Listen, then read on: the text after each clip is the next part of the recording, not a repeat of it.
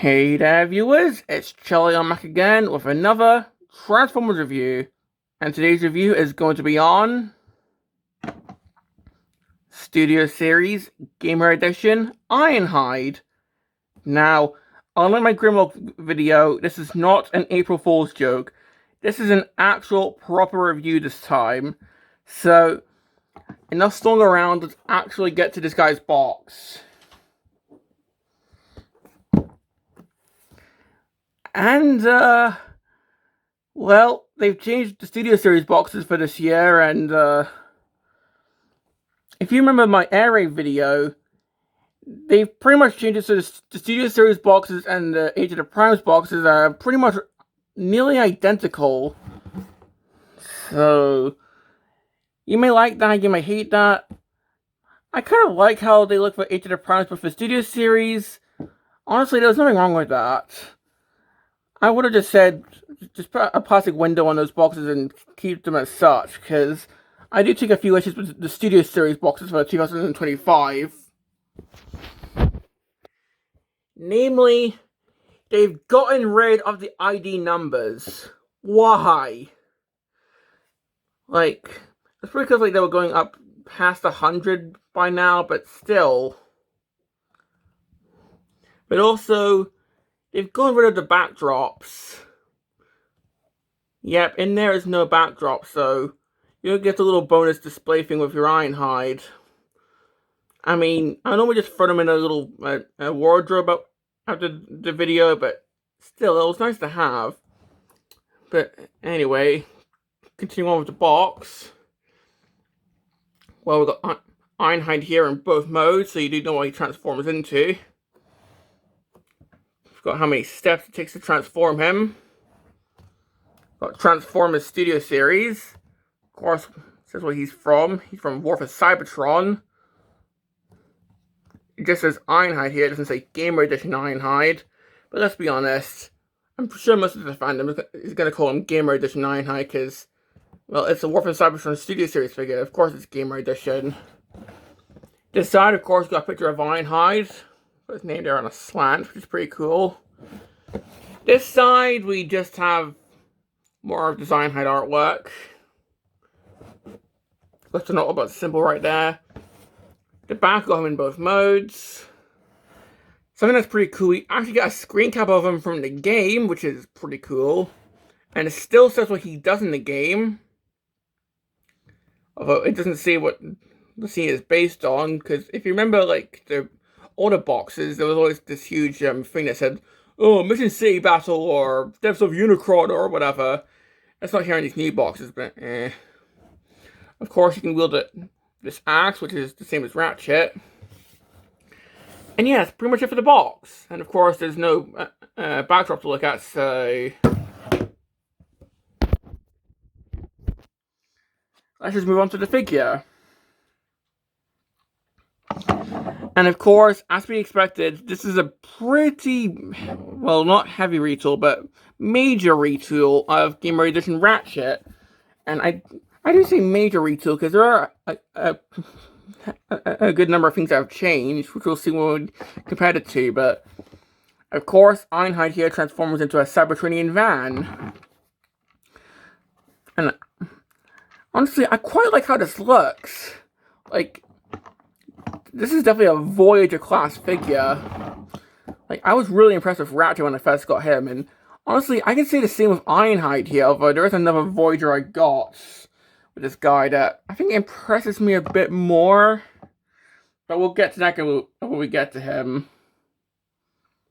But, well, for this guy, well, for his details, of course, we've got the Autobot symbol right there. Got this honeycomb pattern right here on the front, which is pretty nice.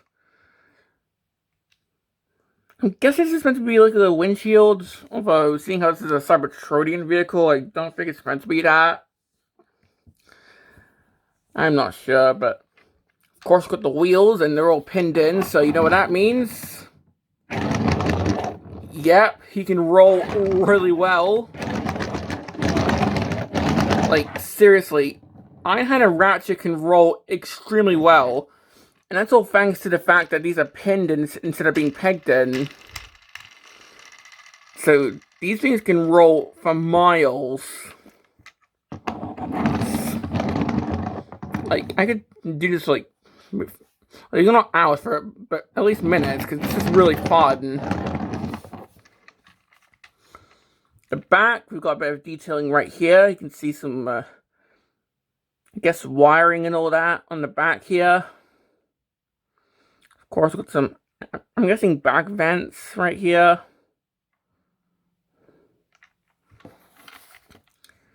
And I keep struggling to get these bits fully in, but hey, it could be like battle damage, because, I mean, it's Ironhide, of course. He's meant to be all toughened up and a war veteran. So I guess this does make sense for Ironhide. And of course, underneath, there's not that much kibble, which is pretty cool.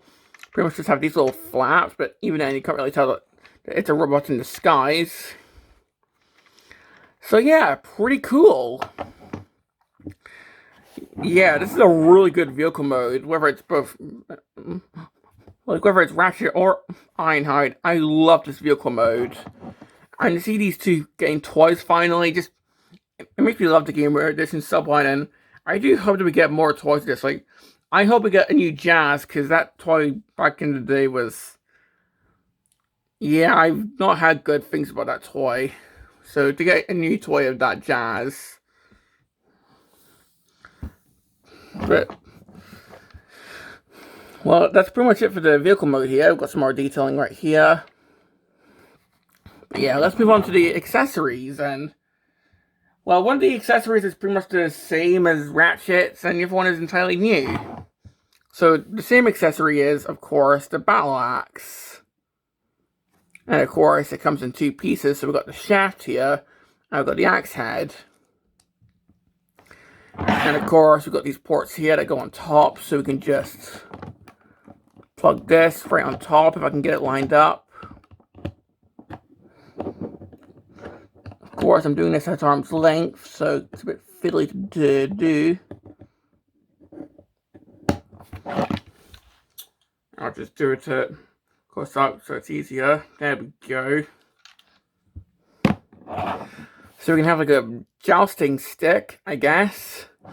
And of course, the second accessory, which is all new, we've got this rifle here. Although, it does kind of look like a car engine, which I guess does make sense, because if I like, plug this onto the back here, because of course, still got the ports here in the back, just plug into here. There we go.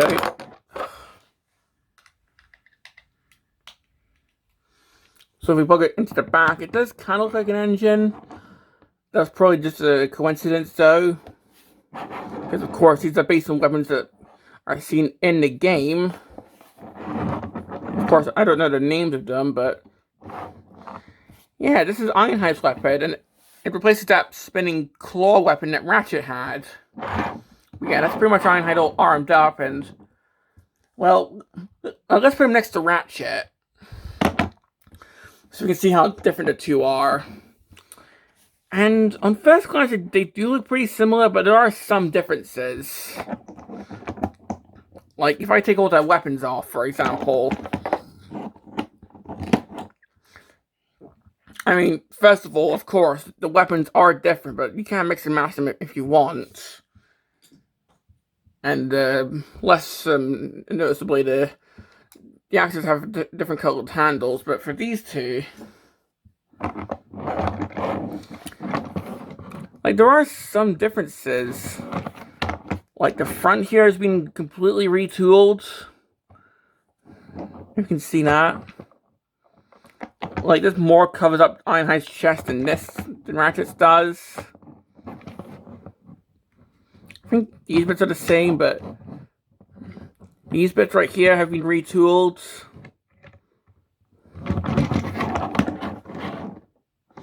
Of course, Ratchet has a medical symbol on him.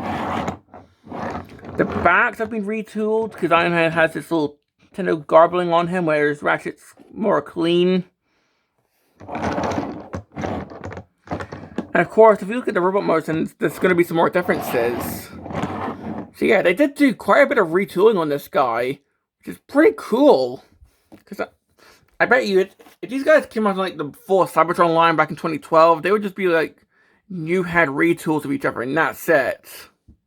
So to see these guys have a lot of retooling from each other is pretty admirable. But yeah, enough rambling on. Let's get this guy transformed. So, the transformation is pretty much exactly like how Ratchet transforms. Like, yeah, with all of the retooling, the transformation is pretty much exactly the same. So, we're just going to start off by taking these bits here at the top and just carrying them to the back. Take these flaps underneath the vehicle, just untap them. Get the feet down, like so. Then just crack open the vehicle and get the legs out. Take these little flaps here with the little tenor garbling on them. Push them in. And then all of this just pushes into the leg. Like so.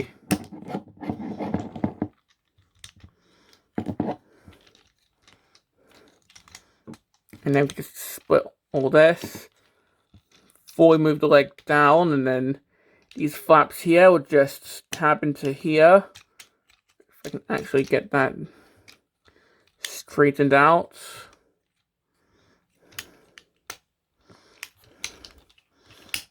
There we go. That's one tabbed in.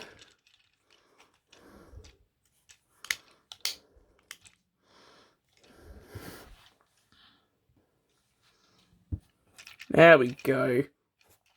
So I'm just going to take this and spin it around at the knees like so. Then just spin around the waist. And that's pretty much the lower section all done. And I guess if you want, we can have a go truck mode. So there's that. But to continue on, we're just going to take this whole top section here and just untab that. And that shows off the chest, the head, and the arms. So we're just going to get all that out like so. Take the shoulders and they just untab from under here. Then just straighten out the arms and they will go into these little bits here. There we go.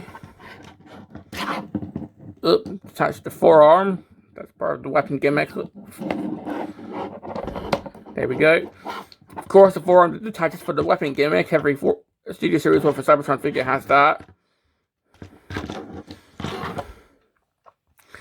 We'll just take this armature and just collapse that in so we can get the chest in. There we go.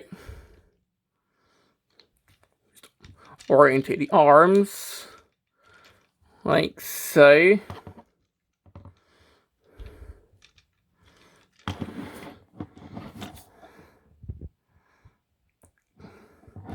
Take the shoulder pads and just have them covering the shoulders.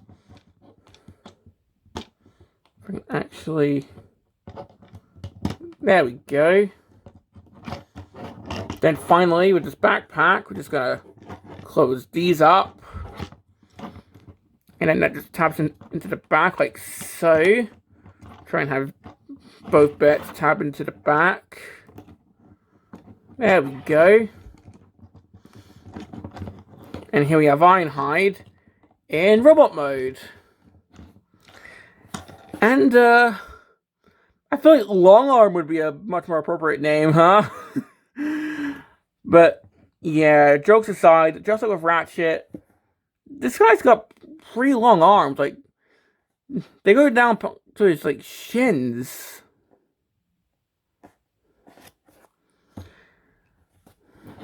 Now, I'm not sure that's game accurate, but it is kind of awkward. But hey, the rest of the robot mode does look pretty cool, and it is game accurate, as you can see here, right down to the pretty big shoulders, although I think in the art, like, the shoulders are kind of exaggerated, but hey, this is still game accurate. So, yeah. And honestly, I still quite like this design. So, there's something 360. Of course, we have this backpack, which, of course, we can hide something in there, which we'll show later. Of course, if you're not looking at it from head on, then the hands just look like, I don't know, just shapes. Point is, it just looks like he's got something over his hands if you're not looking at them from head on. It's kind of more noticeable here because it was a Ratchet. He had a little symbol on him, but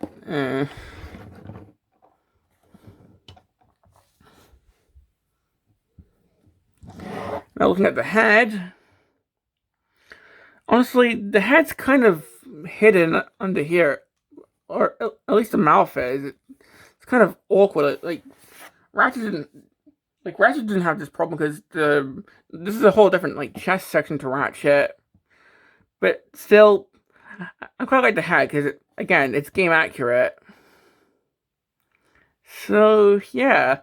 And of course, the chest is different because we don't have that spinning die thing with the Autobot symbol. The symbol is just there. And of course, for the accessories, we can give him the axe. Because either have it on the side here. I'm pretty sure there's a... I'm pretty sure, like, this can be held somewhere. Yeah, you can just use that gray tab on the back to store the axe if you want. And as for the gun, I don't know. But, hey, he can hold it, so... It's always a plus when these War for Cybertron figures can actually hold the gun. Because, of course, the older ones couldn't hold it. You had to take the arm off for them to have the gun. And of course, for the axe, well, you just have to take the axe head off, feed this for the hands.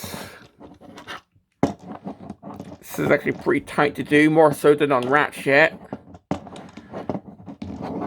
Oh, there we go. And then we can put the axe head back on so he's not holding the axe. Or if you don't want him holding the gun, then we can straight up just amputate him like that one comic. And we can just plug this on. And there's like a little notch there that's sculpted in for this to go into, which is pretty cool. And of course, with some figures, it's like a little place in the back for this to be held. Well, of course, with Ratchet and Ironhide, it actually stores within the backpack. See the little port there that goes into here. So that's where the arm goes if you're doing the whole gun as an gun arm gimmick. So yeah, that's one thing I love about these two. And I kind of hope they do it more, to do more Gamer Edition figures. So yeah. And of course, putting him with Ratchet so we can see all the retooling that they've done. Well, of course, we can see the different gun here, but you can swap them if you want. But honestly, the main change here is the chest. Like, Ratchet has more of a dad bod going on. And that seems to be the case with Ratchet nowadays. Like, he's more of the withered old man of the group.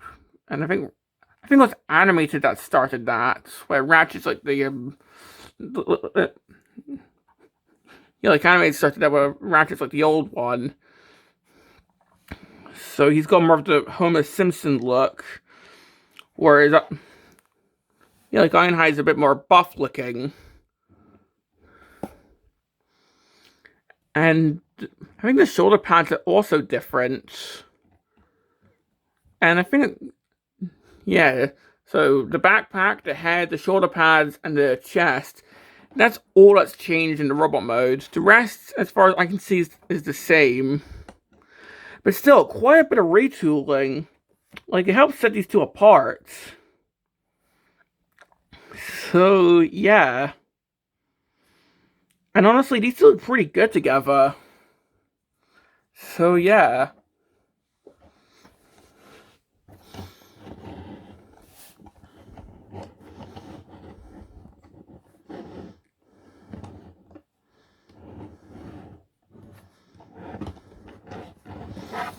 And of course, moving on to the articulation.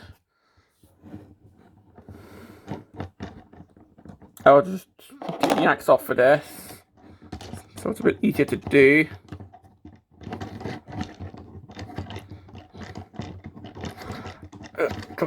There we go. So the head can kind of look up and down, but if he looks down, it's kind of obscured by his chest. And he can look side to side, although it's a bit tricky with the chest, but it can be done. So he can look side to side. Of course, shoulder pads are in the way, so you have to move those out of the way if you want to move the arms. These can go lower if you want them to dislocate his shoulder. Swivel there at the bicep. Of course, he's got elbows. Wrist rotation. Waist rotation there. You can kick forward, you can kick backwards, you can do the splits. Pretty good ankle pivot. Swivel there at the knee due to the transformation. 90 degrees there at the knee. And the foot can move. So yeah, quite poseable. And of course, just try to get this back in, which this is pretty tight. Like, compared to Ratchet, this is actually pretty tricky to do. There we go. Now, normally with Studio Series figures, this is where I place the backdrop on and then just place them on. But, of course, they've stopped doing backdrops, which is kind of unfortunate, but But anyway, my complaints with this guy, well, mainly, it's the same complaints that I had with Ratchet. You know, shoulder pads. But for new complaints, I feel like the heads could have been done a bit better. Like, it's a bit tucked into the chest. I'm pretty sure that's how the design looks, but in toy form, yeah, it's a bit awkward just having his face just covered up by this bit of the chest here, which is kind of awkward. Also, trying to get the axe into his hand is it's a bitch. Like, you saw me struggle with it. I even had my finger trying to do it just then. So, yeah. But yeah, those are pretty much my unique complaints. The rest are pretty much the same that I had with Ratchet. But still, I recommend this figure? Honestly, if you liked Ratchet, then yeah, I'm pretty sure you'll like this guy. Because this is a pretty fun figure, and I loved Ratchet, and I love this guy. He looks great, he's fun. Like, come on, this is a pretty fun figure, but I can understand if some of the issues make you a bit iffy on this guy, and honestly, the box is kind of sucking the fun out of Studio Series a bit, but But still, I quite like this figure, and I'm pretty sure a certain other Voyager is going to knock this guy out of the water, though. Because after all, a deal had to be made with Megatron.